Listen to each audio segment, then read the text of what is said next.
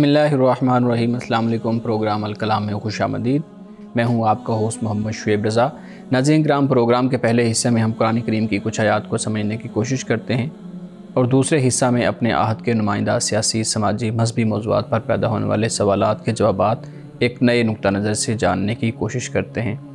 हस्ब साबिक हमारे साथ शरीक गुफ्तगू हैं जनाब अमानत रसूल साहब। हमारे साथ बहुत शुक्रिया आपके वक्त का। मेरी मामलत के लिए मौजूद है मैडम नौरीन साहिबा। Thank you so much ma'am.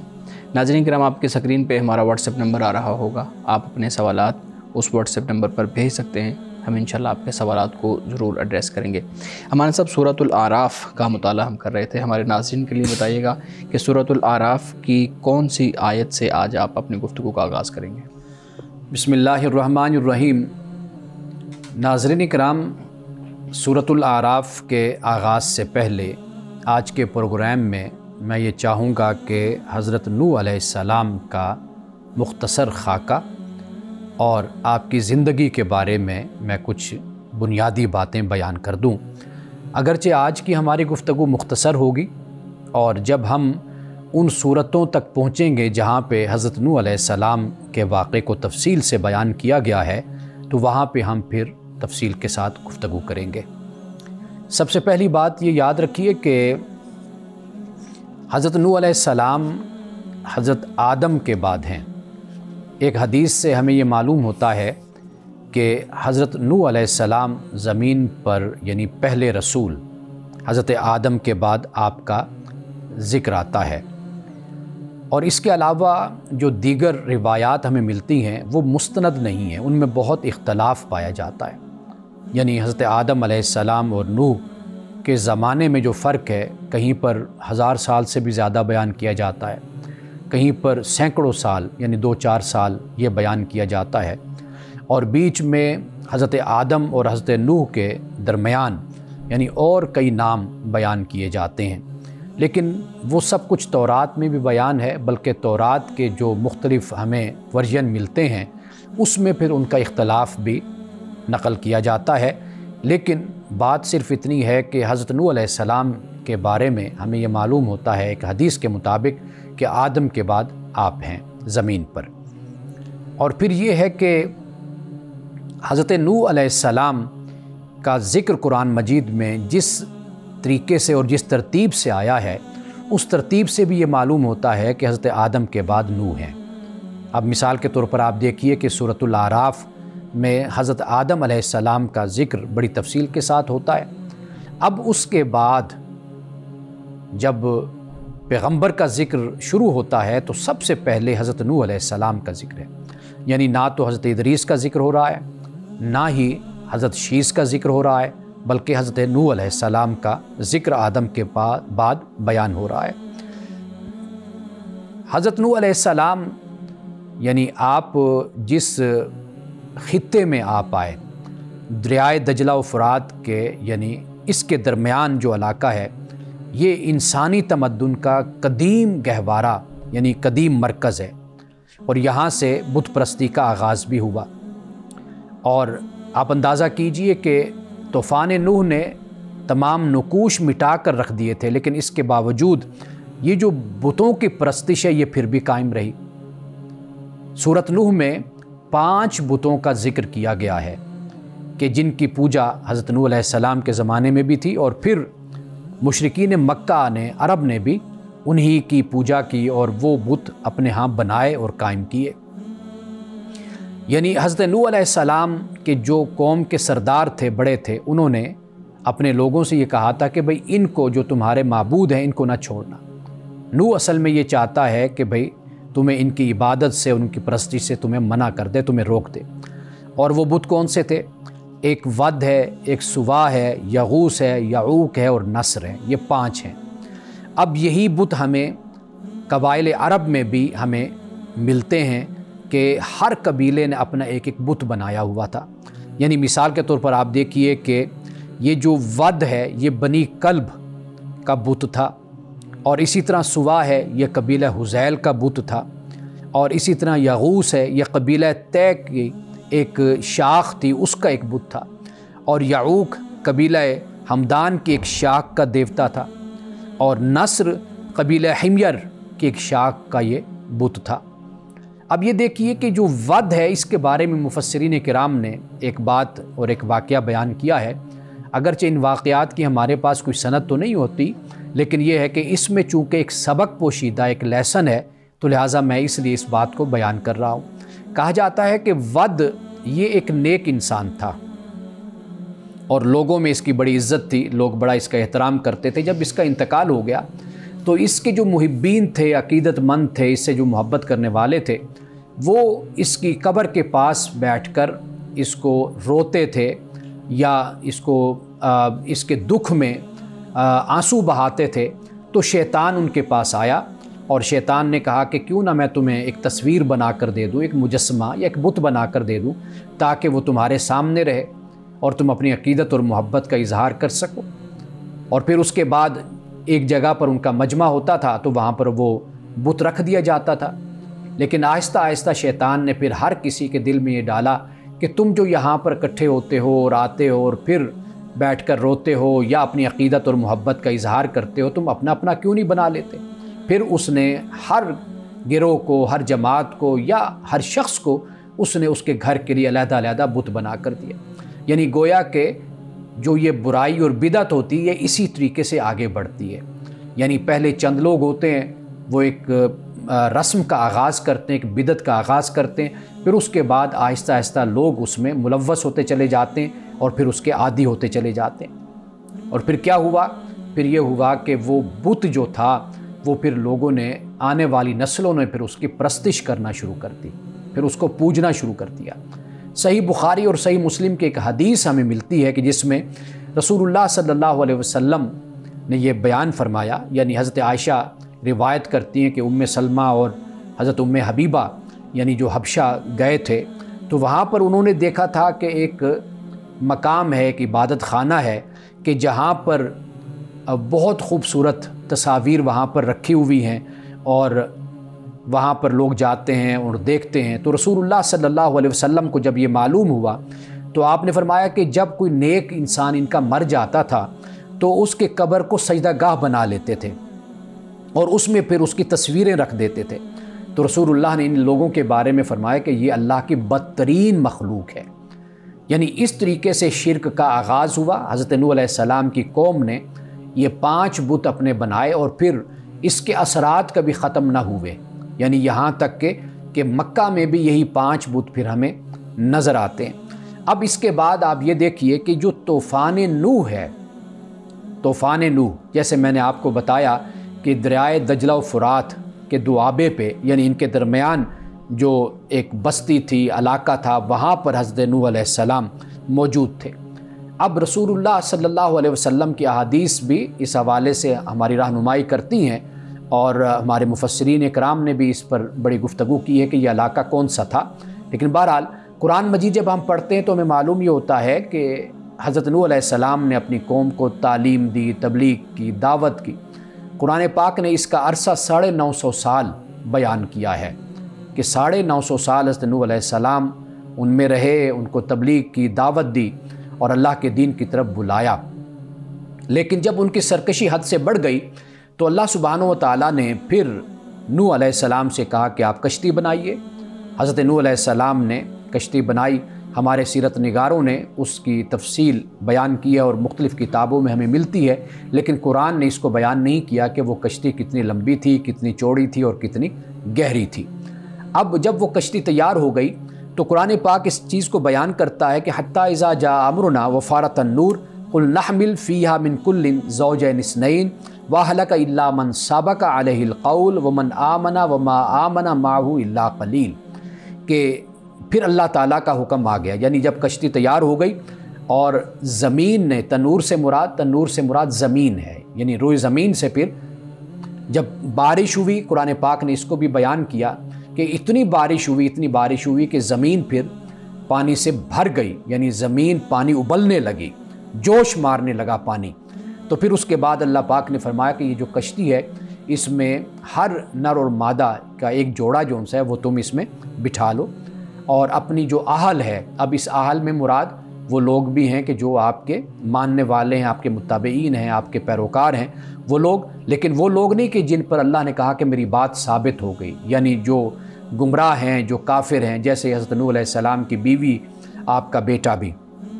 اور فرمایا کہ بہت کم لوگ تھے کہ جو ایمان لائے تھے اور جو پھر اس کشتی میں سوار ہوئے تھے، اور اس کے بارے میں یہ بیان کیا جاتا ہے کہ 40 مرد تھے، 40 عورتیں تھیں، یا 9 لوگوں کا ہنسا بھی بیان کیا جاتا ہے، بعد نے اس سے زیادہ بھی بیان کیا ہے کہ 80 لوگ تھے۔ بہرحال یہ بھی روایات ہیں، لیکن قرآن پاک نے پھر یہ بیان کیا کہ وقیل یا ارض ابلعی ماءکی ویا سماء اقلعی وغید الماء وقود الامر واستوت علی الجودی وقیل بعدا للقوم الظالمین۔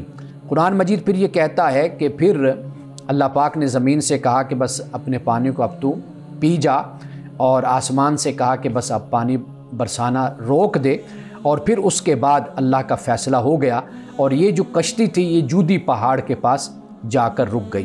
اب یہ جو جودی جو مقام ہے، یہ جو عراق کا اس وقت موصل شہر ہے، اور یہ موصل شہر کہ جو ایک مقام ہے کہ جسے نینوا کہا جاتا ہے، یہ صوبہ ہے عراق کا، یہ اس کا دارالحکومت اس وقت ہے، یعنی جسے موصل کہا جاتا ہے۔ تو یہ پہاڑی وہاں پر موجود ہے، اور یہ ایک بستی ہے، یعنی بستی کا نام بھی یہی تھا، اور پھر وہاں پر جو پہاڑی تھی، پہاڑی سلسلہ تھا، تو اس کو بھی اسی نام سے ہی منسوب کیا گیا۔ تو یہاں پر حضرت نوح علیہ السلام کی پھر آ کر کشتی رک گئی، اور جو لوگ بچ گئے تھے اور باقی جتنے بھی نافرمان تھے، منکر تھے، وہ تباہ و برباد ہو گئے، ہلاک ہو گئے۔ پھر نئی زندگی کا آغاز، یعنی انسانیت کا پھر یہاں سے آغاز ہوتا ہے۔ ناظرین کرام، یہاں وقت ہوا چاہتا ہے ایک بریک کا، ہمارے ساتھ رہیے گا۔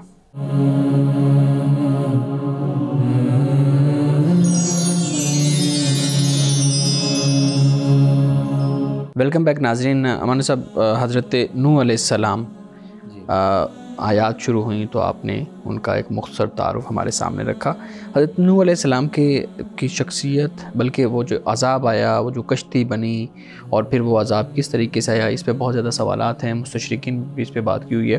ایک دو سوال میں آپ کے سامنے رکھتا ہوں۔ آپ بتائیے گا کہ حضرت نوح علیہ السلام کا جو طوفان تھا وہ پوری دنیا پہ آیا تھا؟ یہ بڑی ایک کنٹروورسی ہے کہ وہ صرف اس خطے پہ آیا تھا یا پوری دنیا پہ آیا تھا، اور اگر وہ اس خطے پہ آیا تھا تو پھر پوری دنیا کے لوگ کیسے ہلاک ہو گئے، اور اگر وہ پوری دنیا پہ آیا تھا تو اس کا مطلب ہے ایک نیا جنم ہوا تھا، تو پھر پہلے کی زندگی کو ہم کیسے سمجھیں؟ سب سے پہلے تو یہ سمجھ لیجئے نا کہ ایک ہوتا ہے ابتلا اور ایک ہے عذاب۔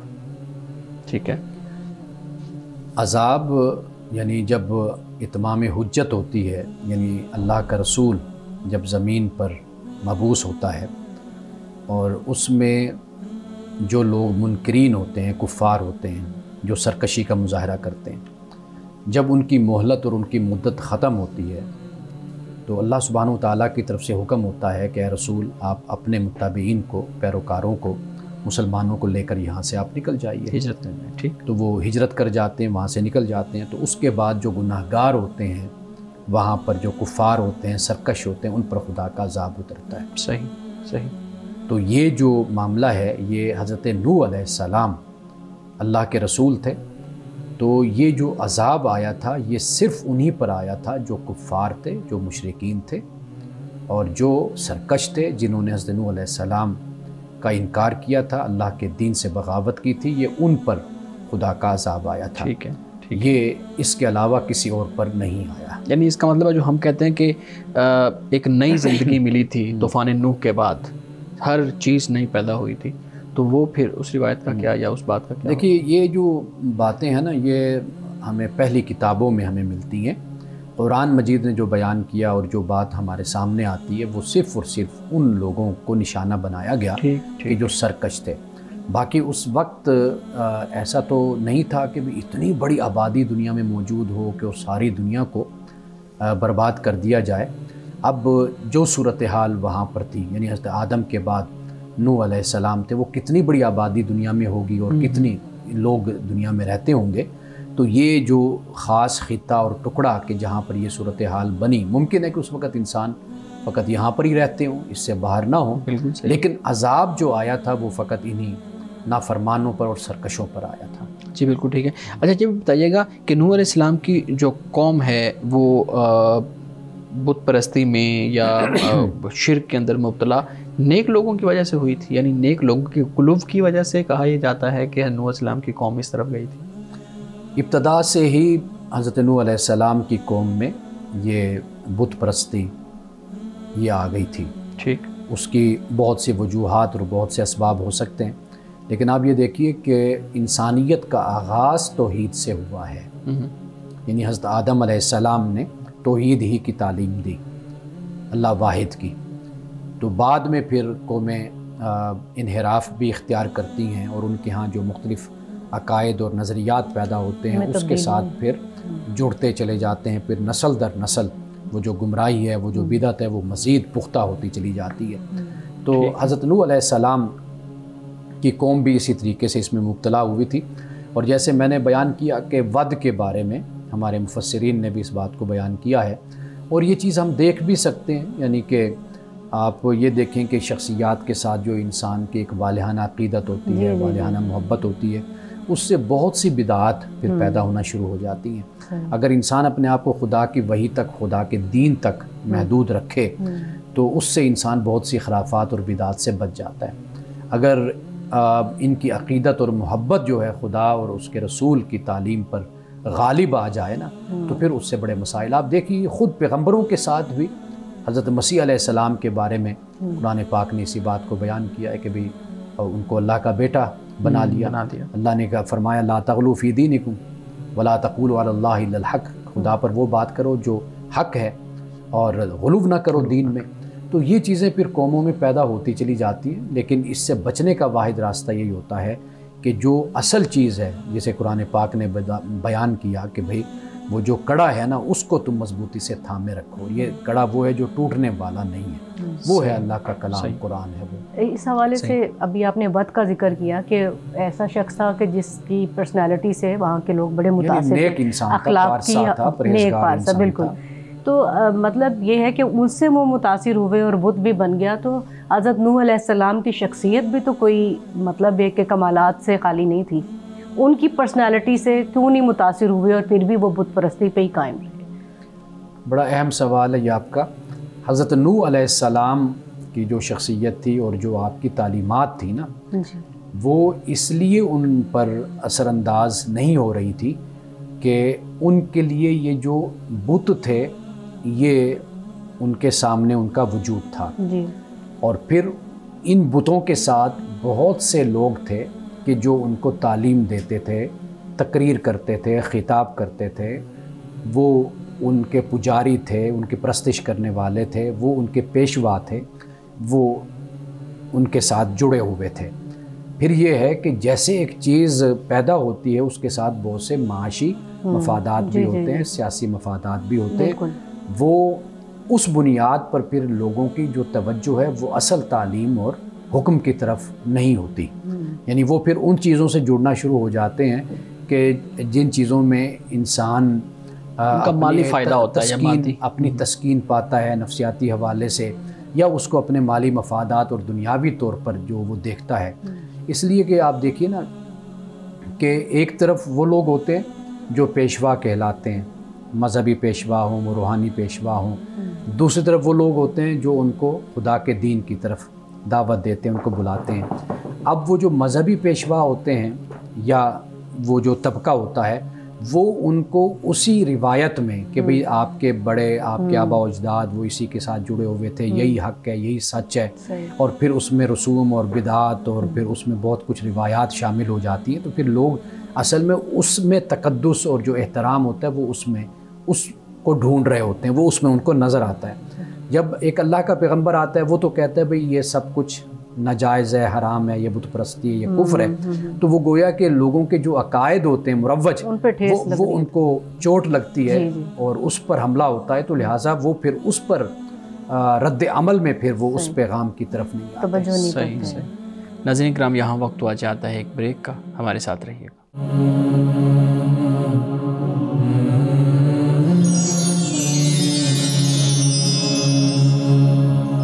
ویلکم بیک ناظرین۔ امان صاحب، ہمارے رمضان المبارک کے حوالے سے ناظرین کے کچھ سوالات ہوتے ہیں، تو ہم کوشش کرتے ہیں کہ وہ سوالات روزانہ کی بنیاد پہ آپ کے سامنے رکھے جائیں۔ پوچھتے ہیں جی کہ رمضان المبارک کیا ہر طرح کے گناہوں کی معافی کر دیتا ہے؟ کیونکہ ہم نے سنا ہے کہ جیسے ہی رمضان آتا ہے تو پچھلے سارے گناہ معاف ہو جاتے ہیں۔ رمضان المبارک میں چونکہ نیکی کے مواقع بڑھ جاتے ہیں تو لہٰذا معافی کے چانسز اور مواقع بھی زیادہ ہو جاتے ہیں، لیکن رمضان المبارک کو رسمی طور پر نہیں گزارنا چاہیے۔ یعنی رمضان المبارک کو ایک موقع اللہ کی طرف سے جو دیا گیا زندگی میں، ہمیں کتنے لوگ ہیں کہ جو رمضان المبارک میں آج ہمارے ساتھ نہیں ہیں، پچھلے رمضان میں تو اللہ سبحانہ و تعالیٰ کی طرف سے انسان کو یہ جو موقع ملتا ہے تو اس کو اویل کرتے ہوئے توبہ کرے اور استغفار کرے، اللہ تعالیٰ سے مغفرت طلب کرے اور اپنی آئندہ زندگی میں اپنے آپ کو گناہوں سے بچانے کا اہتمام بھی کرے اور اس کا ارادہ بھی کرے، تو تب ہی انسان کے گناہ جو ہیں وہ معاف ہوتے ہیں۔ اللہ سبحانہ و تعالیٰ انسان کے ماضی کو نہیں دیکھتا، انسان کے ماضی کو دیکھتا ہے لیکن اللہ نہیں دیکھتا۔ جب انسان اللہ کی بارگاہ میں آتا ہے، معافی مانگتا ہے، توبہ کرتا ہے، تو اللہ کہتا ہے کہ جو تو نے ماضی میں کیا، اپنی گزشتہ زندگی میں کیا، وہ میں نے سارے معاف کر دیا، اب آئندہ تو خیال رکھنا۔ صحیح۔ مولانا صاحب یہ بتائیے گا کہ روزہ ہم سے کیا حاصل جو ہے نا، ہم روزے سے کیا حاصل کرتے ہیں؟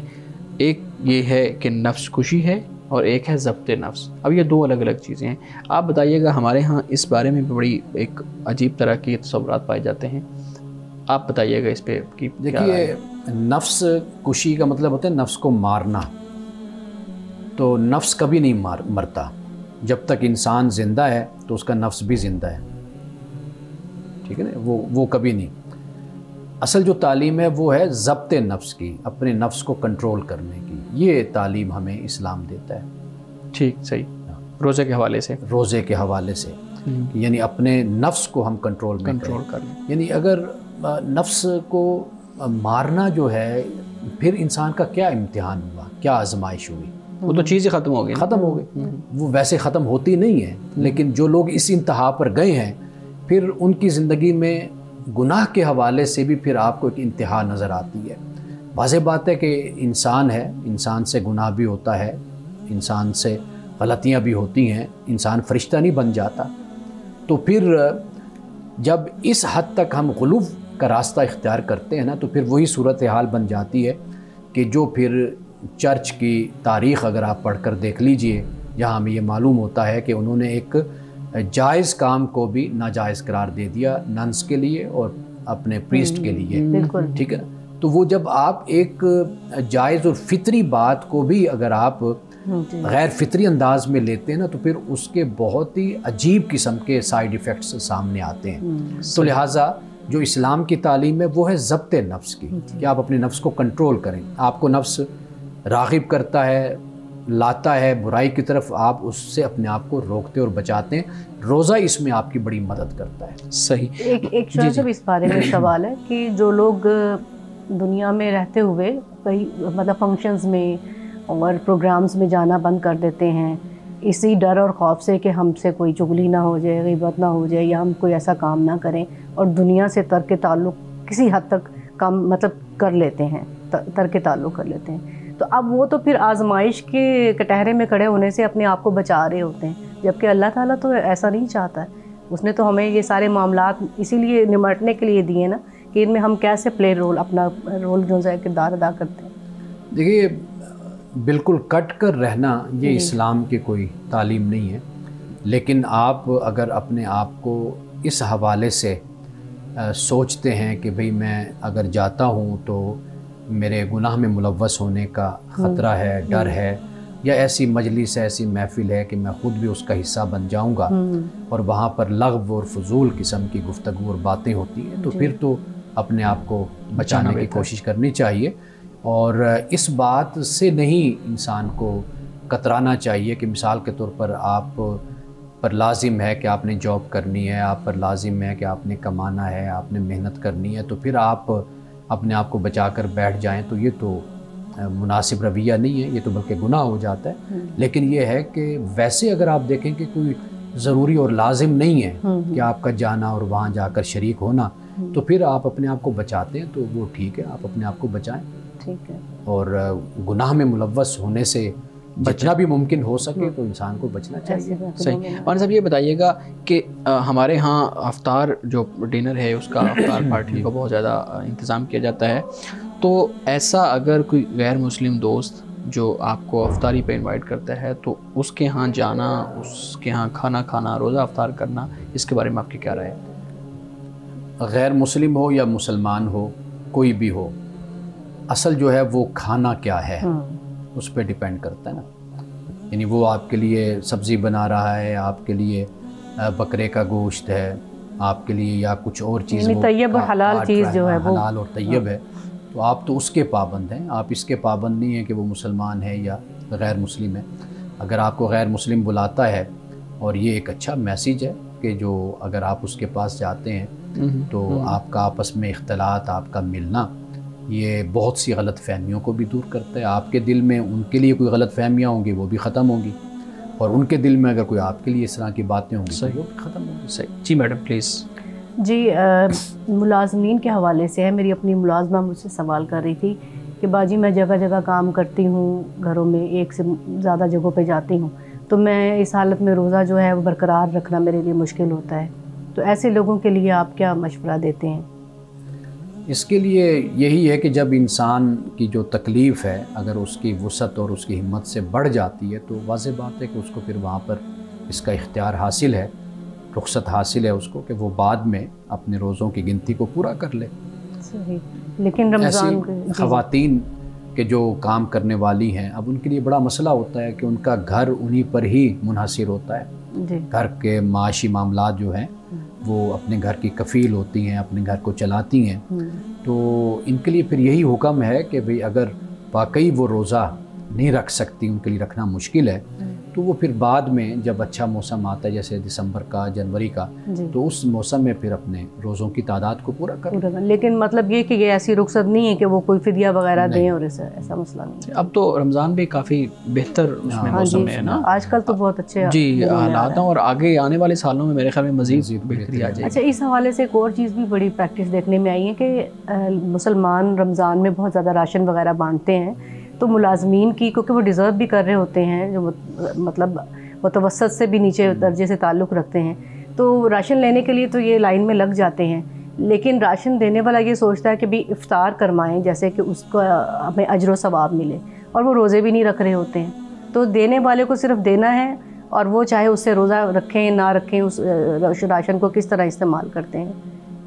اچھا، ایک بات جو بڑی اہم ہے وہ آپ سمجھ لیجئے کہ یہ جو ہمارے ہاں خیرات ہے نا، اس کی جو کثرت ہے اسے آپ سخاوت نہ سمجھیں، یعنی یہ جو خیرات کی کثرت ہے یہ سخاوت کی علامت نہیں ہے۔ اچھا، یہ آپ کے ہاں معاشی ناہمواری جو ہے یہ اصل میں اس کی علامت ہے۔ صحیح، یعنی آپ اگر خوشحال معاشروں میں جائیں کہ جہاں پہ سب کو اچھی تنخواہ ملتی ہے، اچھا معاوضہ ملتا ہے، وہ اچھی زندگی گزارتے ہیں، آپ وہاں پر نہیں دیکھیں گے کہ آپ کو وہاں پر کوئی سڑکوں پر فقیر اور گداگر آپ کو نظر آئیں اور ان میں امیر لوگ جو ان سے ہیں وہ پیسے تقسیم کر رہے ہوں یا آٹا تقسیم کر رہے ہوں۔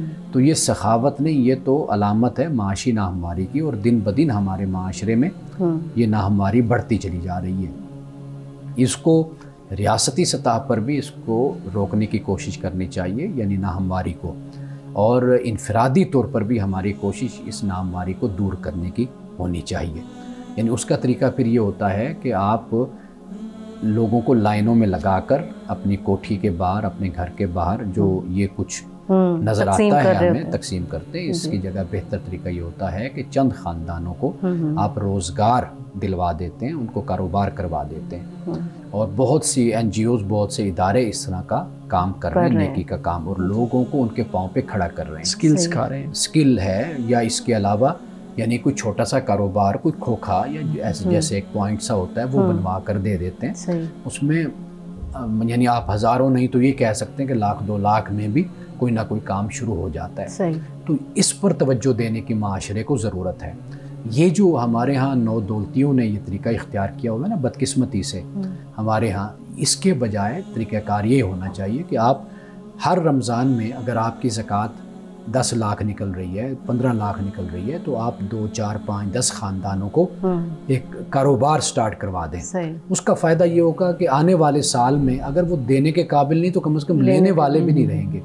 اس پر ہمارے معاشرے کو توجہ کرنے کی ضرورت ہے۔ بڑی اہم بات ہے، لیکن مشکل بھی ہے نا۔ مطلب یہ ہے کہ راشن بانٹنا بہت آسان کام ہے، آپ اپنے گھر کے اندر ہے یا کسی اپنے کسی کی سپرویژن میں کسی کی ذمہ لگا دیتے ہیں کہ بانٹیں ان میں، لیکن جو بات آپ کہہ رہے ہیں اس کے نتائج تو بہت ہی پائیدار ہیں اور دیر پا ہیں۔ آج کے دور میں ہمارے پاس سوشل میڈیا ہے اور دوسرے ذرائع ہے، آپ لوگوں کا پتہ کر سکتے ہیں، لوگ آپ سے رابطہ کر لیتے ہیں، اس بنیاد پر آپ چند لوگوں کی اس طرح مستقل مدد کر دیں کہ وہ آئندہ بہت اچھا آپ نے مشورہ دیا ہے۔ ناظرین کرام، یہاں وقت ہوا جاتا ہے ایک بریک کا، ہمارے ساتھ رہیے گا۔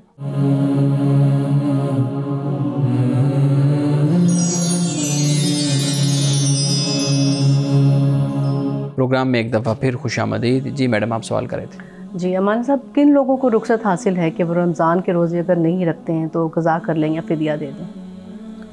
قرآن مجید نے اس کو بیان کیا ہے، ایک مریض ہے جی یا پھر سفر پر ہے، مسافر، ان دو کو بیان کیا ہے قرآن پاک نے، لیکن پھر ہم اسی پر ہی اپلائی کرتے ہیں، قیاس کرتے ہیں۔ یعنی مثال کے طور پر مریض ہے جی، تو مریض جو ہے وہ اتنا زیادہ مریض ہے کہ اب وہ روزہ رکھ ہی نہیں سکتا، گنجائش ہی نہیں ہے۔ ٹھیک ہے، ایک تو یہ صورت ہو جاتی ہے، اور دوسرا یہ ہے کہ جیسے کوئی شیخ فانی جس کو ہم کہتے ہیں کہ کوئی اتنا بڑھاپے کو پہنچ گیا کہ اب واپسی کی کوئی گنجائش نہیں ہے، تو وہ پھر فدیہ دیتا ہے یا اس کو رخصت اس کو حاصل ہے۔ ٹھیک ہے، اور اسی طریقے سے خواتین ہیں جو مثال کے طور پر جس طرح پریگننٹ ہوتی ہیں، خواتین حاملہ ہوتی ہیں یا انہوں نے بچوں کو دودھ پلانا ہوتا ہے تو ان کو بھی رخصت حاصل ہے۔ اب یہ ان پہ ڈیپینڈ کرتا ہے کہ بھئی آیا کہ وہ بعد میں روزے رکھ سکتی یا نہیں رکھ سکتی۔ اگر وہ نہیں رکھ سکتی، مثال کے طور پر کہ جیسے ایک خاتون ہے، اس کے ہاں بچوں کی پیدائش کا سلسلہ رہتا ہے، تو واضح بات ہے کہ اب وہ اتنے سارے روزے کیسے رکھے گا، پہلے حمل پھر رضاعت یعنی سارے مسائل، تو پھر وہ جب اتنے سارے روزے جمع ہو جاتے ہیں، رکھنا مشکل ہے، تو پھر وہ اس کا فدیہ دے دیتی۔ تو اس مسئلے پہ پھر ہم کسی وقت کسی اور پروگرام میں تفصیل سے ذرا روشنی ڈالوں گا۔ فی الحال آپ کا جو سوال ہے اس کا یہ مختصر جواب۔ صحیح۔ امان صاحب یہ بتائیے گا کہ آپ نے کہا کہ سفر جو مسافر ہے اس پہ بھی ہے، ایک تو مختصر جو سفر ہے، اگر کسی کا مختصر سفر ہے تو اس پہ وہ روزہ چھوڑ سکتا ہے نہیں چھوڑ سکتا، ایک چیز یہ۔ دوسرا یہ کہ بہت آرام دہ سفر کی آج کل سہولیات بھی بہت زیادہ ہیں، سفر بھی بہت آرام دہ ہو گیا، ابھی بھی یہ حکم قائم ہے کہ اتنے آرام دہ سفر کے باوجود آپ روزہ نہ رکھیں؟ دیکھیے، یہ اللہ کی طرف سے رخصت ہے، آپ رخصت کو اویل کر سکتے ہیں، اگر آپ رکھنا چاہیں تو آپ رکھ بھی سکتے ہیں، لیکن بہرحال سفر ہوتا ہے، یعنی آپ اس کو ٹریول کو آپ معمولی چیز نہ سمجھیے، چاہے کسی نے جہاز میں سفر کرنا ہو یا کسی نے زمین پہ مرسڈیز میں سفر کرنا ہو، تو بہرحال سفر ہوتا ہے۔ اللہ کی جو یہ رخصت ہے یہ قائم اور دائم ہے قیامت تک، ہر مسافر کوئی اس سے استفادہ کرنا چاہے تو ضرور استفادہ کر لے۔ بعض اوقات ایسے بھی تو ہوتا ہے نا، آپ سوچتے تو نہیں ہے کہ ہمیں کوئی رکاوٹ کے سفر آسان ہے، لیکن اس سفر میں آپ ایک عام حالات سے مختلف چیزوں کو دیکھ رہے ہوتے ہیں، کوئی بھی ایسی صورت پیش آئے کہ جس میں پھر خدا نخواستہ روزہ توڑنے کی نوبت نہ آ جائے، تو اس سے بہتر ہے کہ رخصت لے لی جائے اور اس کو بعد میں بندہ استعمال کر لیتا ہے۔ جی پلیز صاحب۔ اچھا، ہم ابھی آپ نے بتایا تھا شیخ فانی کی بات کہ کوئی شخص اگر بہت بوڑھا ہے، بزرگ ہے، تو پھر وہ روزے یعنی رکھ ہی نہیں سکتا تو فدیہ، لیکن اگر کوئی شخص بوڑھا بھی ہے، روزے بھی نہیں رکھ سکتا اور فدیہ بھی نہیں دے سکتا ہے، مالی حوالے سے اس کی حالت ایسی نہیں ہے، تو پھر اسے کیا کرنا ہوگا؟ واضح بات ہے کہ اس کے بچے ہوں گے، اچھا، کوئی رشتہ دار ہوں گے، کسی کی طرف سے وہ ادا کیا جا سکتا ہے، ٹھیک ہے، لیکن اگر کوئی بھی نہیں ہے اور وہ بھی اس حد تک غریب ہے کہ وہ کوئی گنجائش ہی اس سے نہیں نکلتی، تو واضح بات ہے کہ اللہ کا حکم اور اسی پر ہی ہے کہ جو اس کی صلاحیت اور اس کا استعداد اور اس کی استطاعت رکھتا ہے، اسی پر ہی اللہ کا حکم نافذ ہوگا۔ اور جو استطاعت اور استعداد نہیں رکھتا تو اس پر اللہ کا حکم نافذ بھی نہیں ہوتا۔ صحیح۔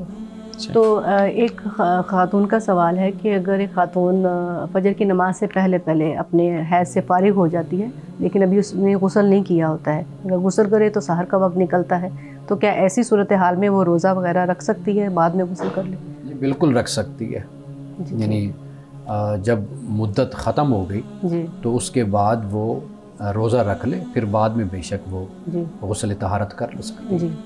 جی صحیح۔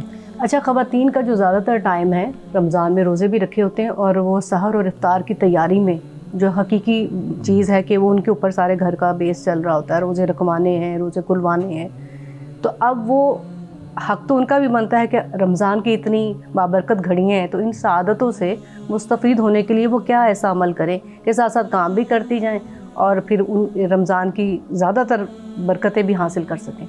یہ بدقسمتی سے ہمارے ہاں ہی ایسا ماحول ہے کہ سارا سال ماں جو ہے وہ کچن میں رہتی ہے اور بچے ہوں یا خامند ہو کسی کی طرف سے بھی کسی طرح کی ہیلپ اور مدد نہیں ہوتی۔ یہ ہمارا کلچر ہے، ورنہ اولاد ہو، خامند ہو یا بیوی ہو، کوئی بھی ہو، وہ اگر ہم رسول اللہ صلی اللہ علیہ وسلم کی سیرت کو اور سنت کو پڑھتے ہیں تو اس میں ہمیں ایک تعاون نظر آتا ہے، ایک ہمدردی، خیر خواہی ہمیں نظر آتی ہے۔ ہمارے ہاں یہ معاشرے میں یہ چیز نہیں ہے۔ تو رمضان المبارک کیا پورا سال خواتین کچن میں ہی بیچاری گزارتی ہیں، بالکل غلط پریکٹس ہے۔ رمضان میں معاملہ یہی ہے کہ جس طریقے سے خامند باپ اللہ کی عبادت کرتا ہے، قرآن کی تلاوت کرتا ہے، اسی طرح بیوی کو بھی موقع ملنا چاہیے کہ وہ بھی نماز پڑھ سکے، تہجد پڑھ سکے، قرآن کی تلاوت کر سکے۔ اسی طرح بچوں کو بھی یہ چاہیے کہ ایسے موقعوں پر جیسے سحری ہے، افطاری ہے، وہ اپنی ماں کی مدد کریں، کچن میں جائیں، اپنا اپنا کام کوئی ان کے سپرد ہو وہ اس کو سر انجام دیں تاکہ ماں کو بھی موقع مل سکے۔ اگر ایسی نہیں بھی صورتحال بن رہی تو ماں جو بھی کر رہی ہے نا وہ اس کی بہت بڑی خدمت ہے اور اس کا بہت بڑا ثواب ہے جو وہ خدا کی طرف سے اس کا اجر پائے گی۔ یعنی اس کی یہ پریپریشن فار دا افطاری اینڈ فار دا سحری یہ بہت بڑی نیکی اس کے لیے بن جائے گی۔